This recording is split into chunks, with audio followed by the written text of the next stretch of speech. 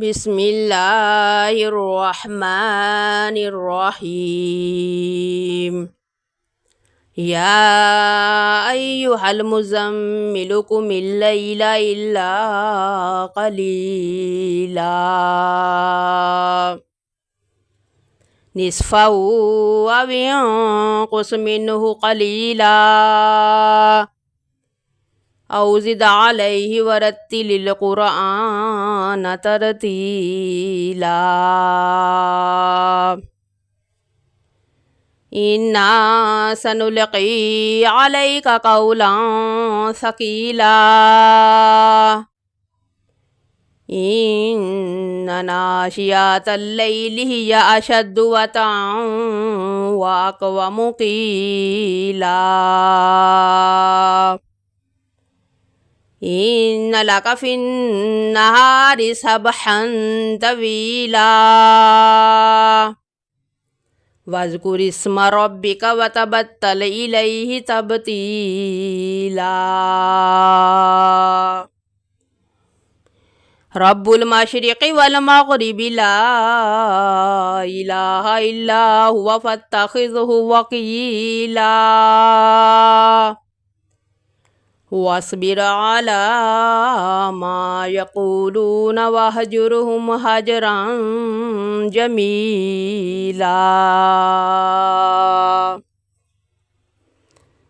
وذرني والمكذبين أولي النعمة ومهلهم قليلا إن لدينا أنكالا وجحيما وطعاما ذا غصة وعذابا أليما يوم ترجف الأرض والجبال وكانت الجبال كثيبا مهيلا إنا أرسلنا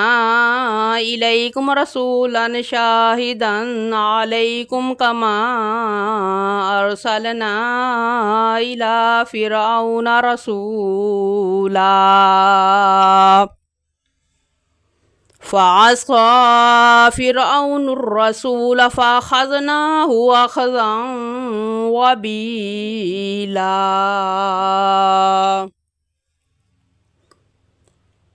فكيف تتقون إن كفرتم يوما يجعل الولدان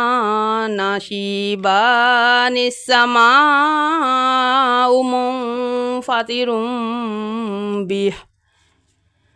كان وعده مفعولا إن هذه تذكرة فمن شاء اتخذ إلى ربه سبيلا إن ربك يعلم أنك تقوم أدنى من ثلثي الليل ونصفه وثلثه وطائفة من الذين معك والله يقدر الليل والنهار علم أن لن تحصوه فتاب عليكم فاقرؤوا ما تيسر من القرآن علم أن سيكون منكم مرضى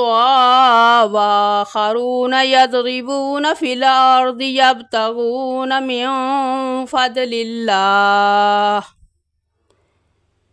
وآخرون يقاتلون في سبيل الله فاقرؤوا ما تيسر منه وأقيموا الصلاة وآتوا الزكاة وأقرضوا الله قرضا حسنا وما تقدموا لأنفسكم من خير تجدوه عند الله هو خيرا أعظم أجرا. وأستغفر الله إن الله غفور رحيم.